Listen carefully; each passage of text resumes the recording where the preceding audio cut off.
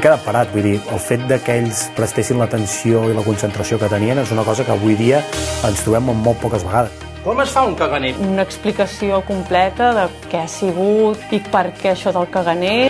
Demostreu-me les vostres habilitats. Estava fet d'una manera molt especial, amb accions i un personatge. Era com una videoconferència i ell et contestava. Que fos d'aquesta manera ha provocat que després tinguéssim una bona experiència pintant. És un còctel fantàstic. Se m'ha passat l'hora superràpid. Molt curt, molt curt, molt curt.